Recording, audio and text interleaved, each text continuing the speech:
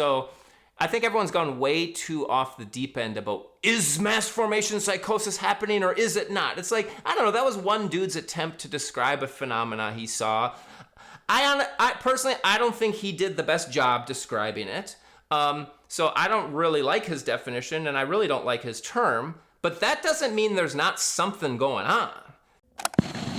Coming all the way from Minneapolis to Washington, D.C., we now bring you Enter the Freud. This podcast is for entertainment only and not intended for medical purposes. Listen at your own risk. Well, I got a even better story similar to this. So I flew to Colorado to go skiing. And when we got to the airport in Montrose, Colorado, which is a little town and a little airport, I'm wearing a mask, of course, because in the airports and in the airplanes, they're super intense about wearing masks. You know, the flight attendants will kind of bark at you if your mask slips down a little bit. So I get to the airport in Montrose, and I go up to the rental car counter, and I notice the woman, and it's in their airport is so small that the rental car thing is right there in the airport, right by the baggage claim. And I'm wearing my mask, of course, and she's not. And then I notice all the other rental car people who are in the airport are not wearing masks, which shocked me. And so I said to her, I said, do we not have to wear masks in this airport? And she's like, not unless Biden's going to get his ass over here and try to make me.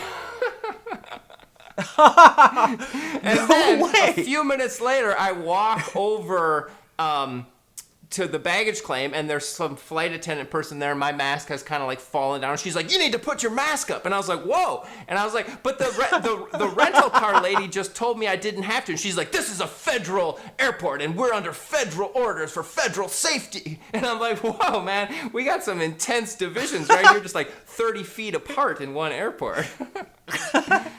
Yo, that's crazy. Like, it's great to point that out, right? And then when you see how it plays out into this, I mean, we're like gradually getting into the criteria of this so-called mass formation psychosis, right? Like in that, do you want to just run down the criteria really quick about like this mass formation thing? Because I wrote it down. Go for it. Go. Do you remember? I kind of remember it, but you go for it. All right, man. So apparently the first there's like 4 criteria that a group has to meet to fall under this type of hypnosis or whatever it is we're calling it. And the first one is a lack of bonds, like a lack of social cohesion, the feeling that you're part of something, right? And the dilemma with this is it's not new as a part of America and American society. Everyone's kind of claiming that, this is a new phenomenon with COVID. Yeah, it really got exaggerated with COVID, but the average American only had one friend prior to COVID.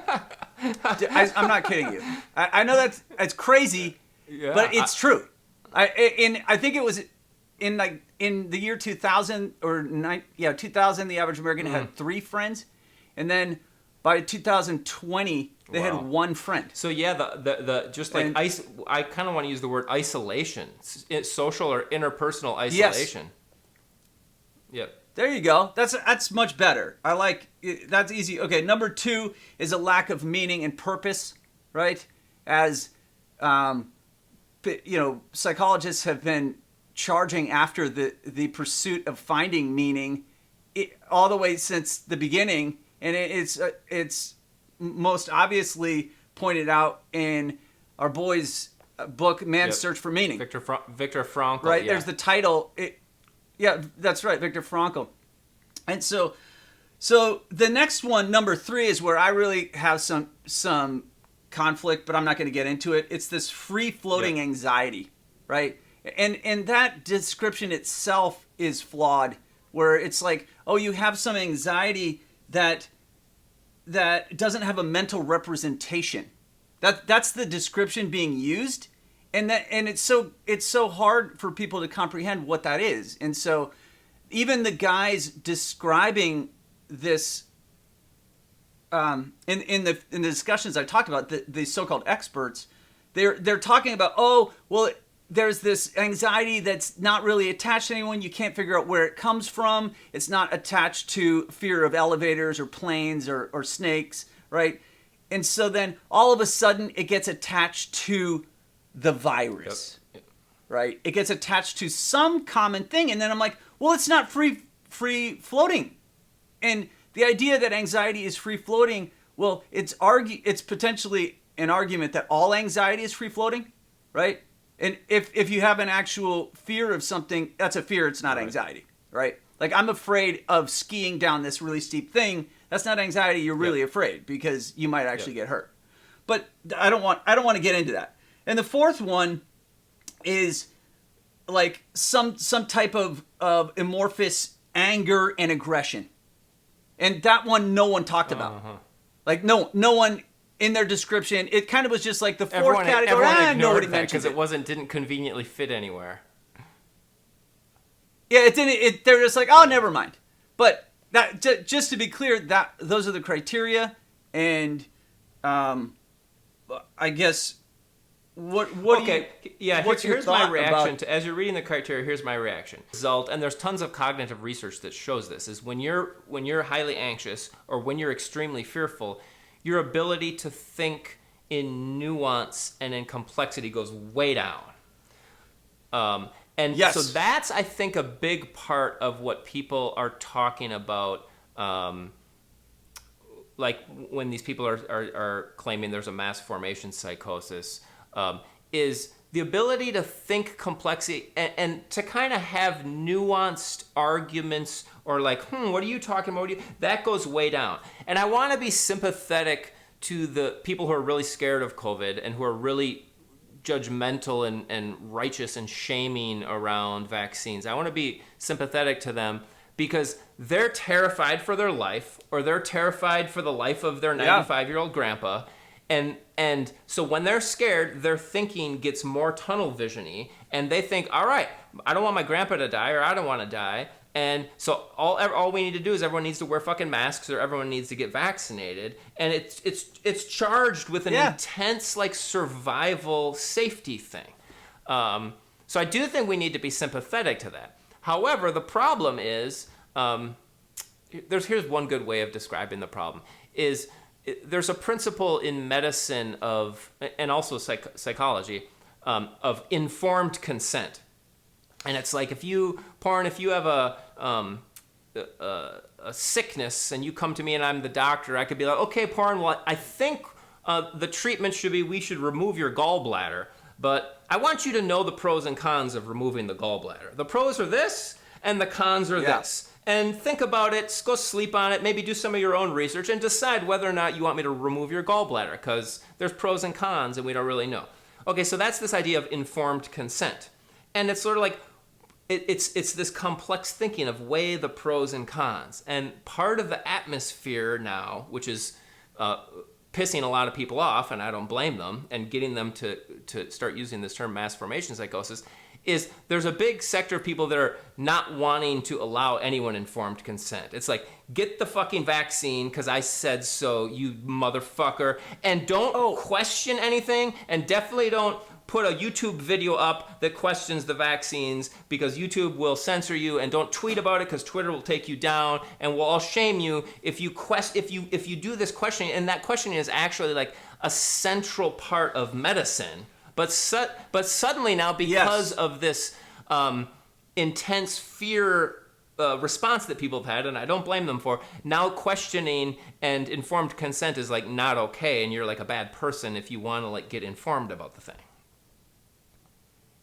Okay, so role play number one, I'm going to be the pro-vaxxer, and you're going to be the skeptical vaxxer, okay?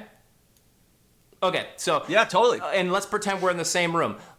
So, dude, like, I was going to hang out with you, but I just want to make sure, are you vaccinated? Because I don't know if I want to hang out in the same room with you until I know if you're vaccinated or not.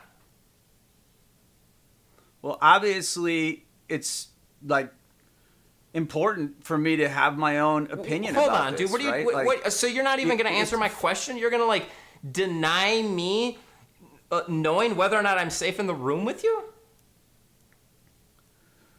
Well, look, as much as you feel you're not being safe, I actually have to, I'm seriously worried about my freedoms, man. Like, the way that you're even coming at me right now is seriously alarming. I didn't expect you to be like this. It's like, alarming to me that I'm even in the same room as you, not knowing if I'm gonna like catch this fucking deadly virus.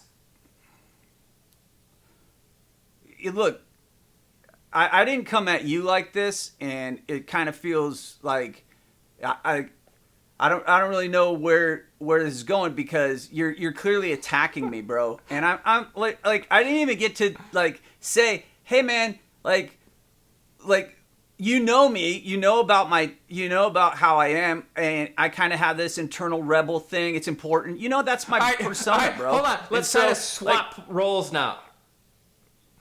I'm just gonna finish totally. your sentence, dude.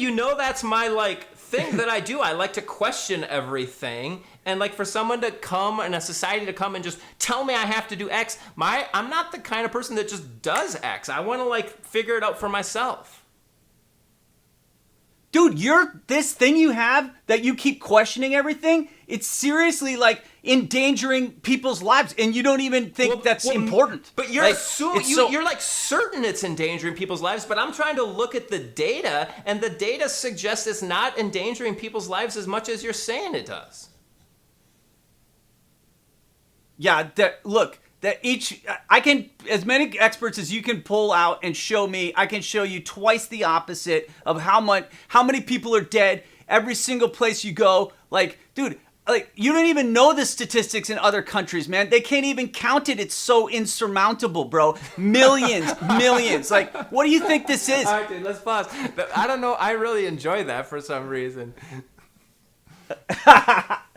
Dude, it's just like it's funny being in that outspoken position that otherwise you and I would never assume. It kind of fucking feels good. I kind of get like this adrenaline charge of I'm right. And I think it's a primitive psychological thing. And it's almost like going into playing in a sport or like in a boxing match. Like you and I step into the boxing ring, and I know what I'm gonna do, and I'm certain, and I have meaning, and I have a direction. It fucking feels good. Yes, dude, that was crazy. You're right, man. And it's like the rules of how you're supposed to behave are so fucking easy to identify. It's so easy, right? I think that's really weird, because I don't really ever take a position like that. I'm never so certain about that, because it's like my certainty imposes on you. That's where this becomes a real strange observation that I have to work with a lot of my patients when I'm trying to get them to be assertive in the way that you and I were both being very assertive in that conversation. But you have to be careful not to be so assertive that it's at the expense of the relationship you're in. Like if you just go around and tell people, like your wife or your husband, your kids, no, you don't do this. You make these just like serious outward demands that are like there is no negotiation, and it's not something like, well, you'll kill yourself. It's just like you make these harsh demands. Well, it alienates people instantly. Totally. And it's not, this has been going on since the beginning of time, right? Like being too assertive and ruining things. But whatever, I don't want to take away from the fucking like brilliant observation you just made. That like when you adopt that position of righteousness, it fucking feels good. It fucking feels. I actually was enjoying that shit. I'm like, ooh, this fucking feels good. Yeah, that was weird. It's like a totally different position than this hyper analytic like position we're falling back into, even just describing it. Oh, okay, so let's use these observations to go back to this mass formation psychosis term. And okay, so my theory is there is definitely something happening on a mass psychological level, but that psychosis is definitely not the right word to describe it.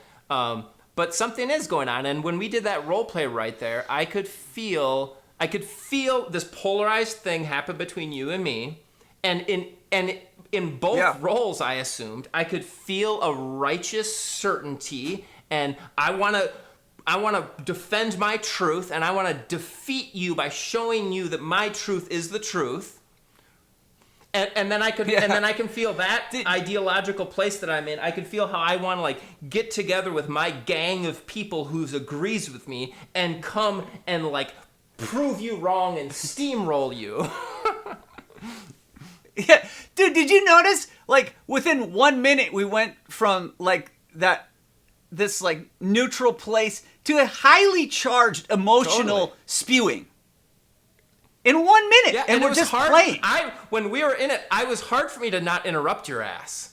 I just wanted to fucking interrupt you right away. As soon as you started talking, I wanted to...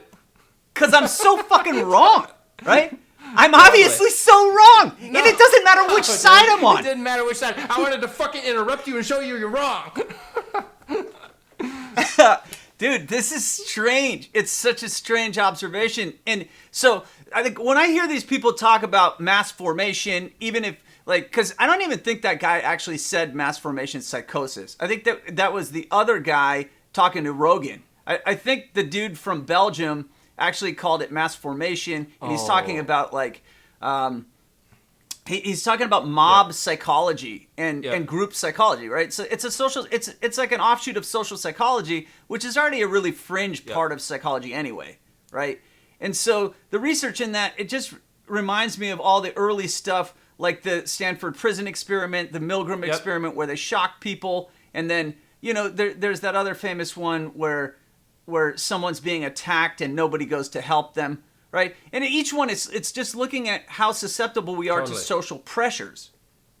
Right, that it's like this need to conform, and it's been really easy to identify for researchers for a while, and now here we are, and it helped me out. It was this discussion of mass formation psychosis, attempting to describe that phenomenon that we just acted out. This like super polarized, more or less, position, but the people using the term, and I have mixed feelings about this.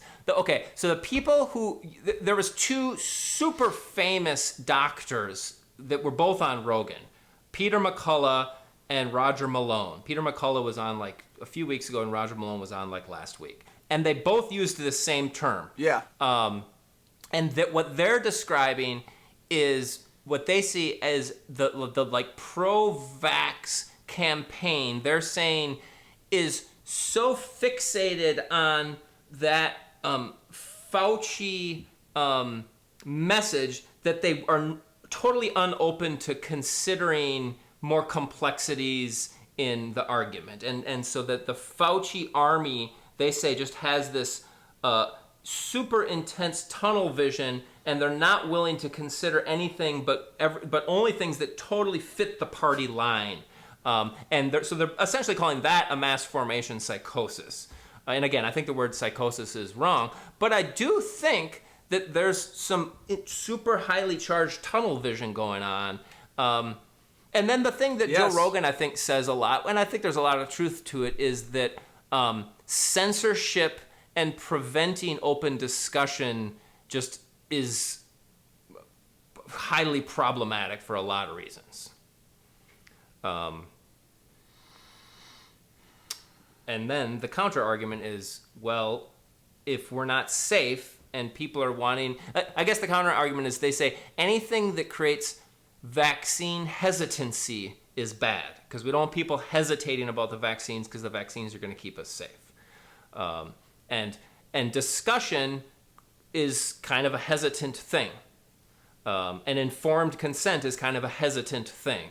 And dude, I'm hesitating to speak right now, right? Like on this subject, it's like each thing that comes up to my like forefront where I'm about to say it, I'm like, no, that's not. Don't say that, and don't say that, and don't say that, and like this is actually a kind of a struggle where there's this like hyper censorship happening internally as a result, which then it's kind of like if you're intellectual at all, you're running several filters already, and if you add more onto it, that kind of a delay in your speech is observable to the audience, and it starts to actually create conflict with people when you say like, hey, what do you think about this, and the person gives you like 1, 2, and then they respond. There's a noticeable delay of censorship, and That's like, it's really fucking Yeah, weird. Absolutely. Right? And it's part of the atmosphere that's going on.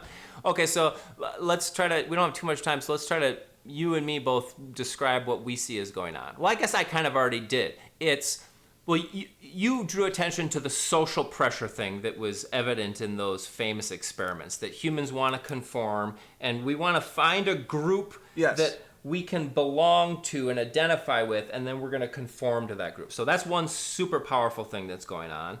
Then there's the thing I was talking about black and white thinking for survival safety. Either you're with us or against us.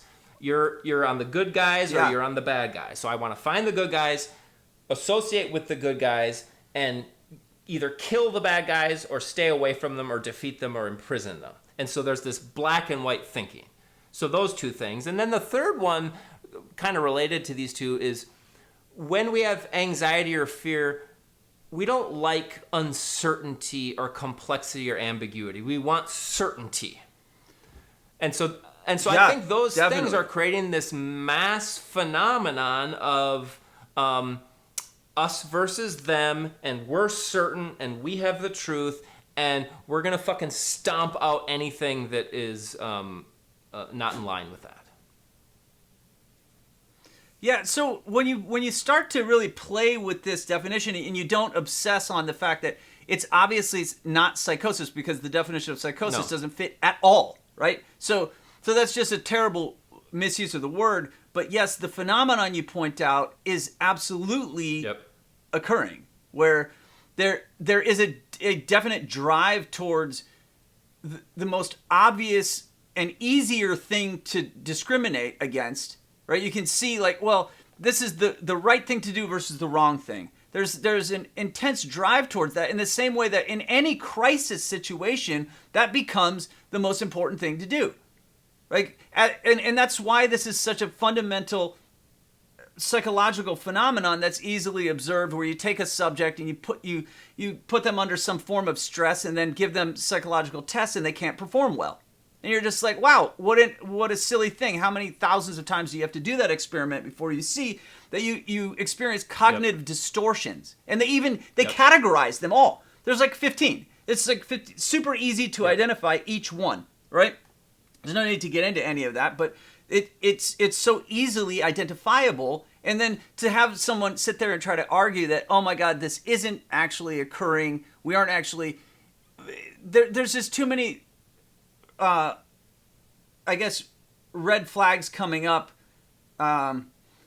with the definition for me, but the simple phenomenon itself seems so obvious. And then when people make these comparisons through time and they try to say, oh, it's like racism in America, it's like Nazi Germany, I think that's a terrible disservice to really what's happening right now, because nobody understands the depth of what was happening back then. And to make the comparison kind of muddies the water of our immediate experience of like this discussion right now, right? We keep trying to filter it through these other experiences that we don't know much about. It would be similar to saying, hey, look at how much weird division there is in India.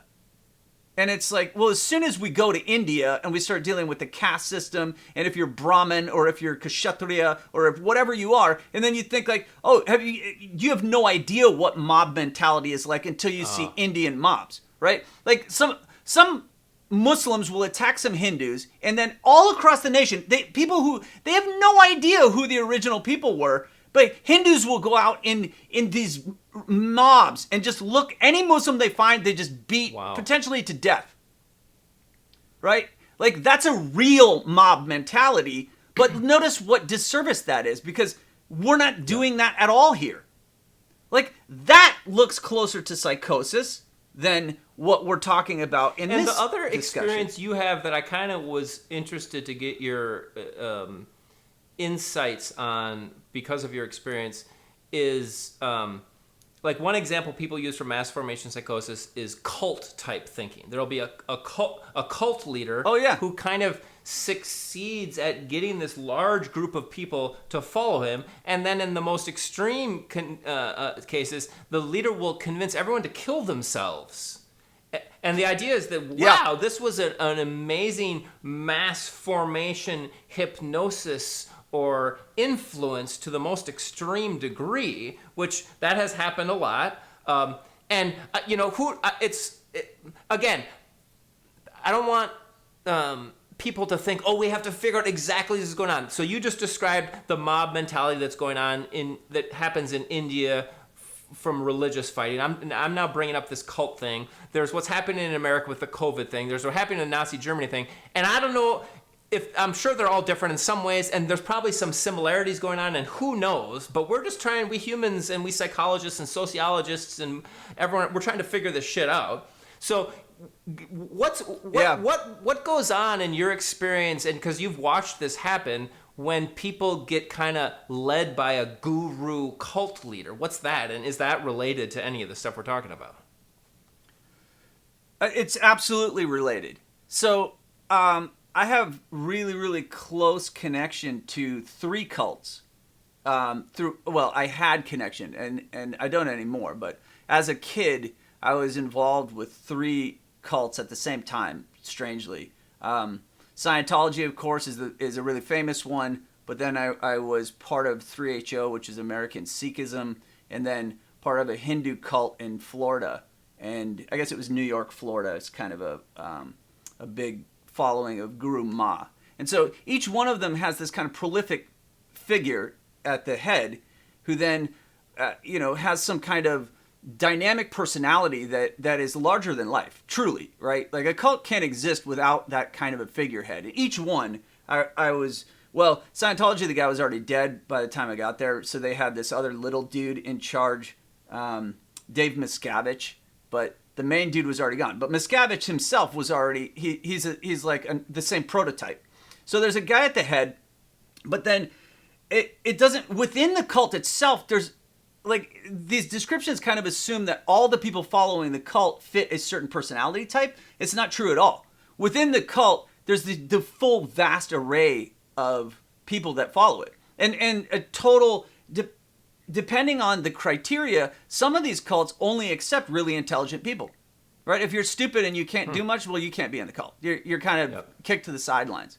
You don't get to be in the inner circle unless you are massively capable of achieving in this world. You just achieve towards their specific criteria. But so a group cohesion happens as you're told that we, the cult, are doing this magnificent thing, and the outside world of fear and the commoners. So it's like there's multiple things that lead you to not want to be out with the others, right? They are less than you, potentially by intelligence, because you're being you're excluding other people for that, and or their drive towards a certain adherence to rules, and so you have a need for orderliness. But within that, you have the full range of narcissists versus various other personality types. Because if everyone thinks, if you're in a cult, you're somehow sycophantic and you need to come pledge to my dear leader. And so the most powerful thing I hear you saying is this ideology that we're part of a superior group, and the people who are not part of our group are idiots or are less than or are bad or something.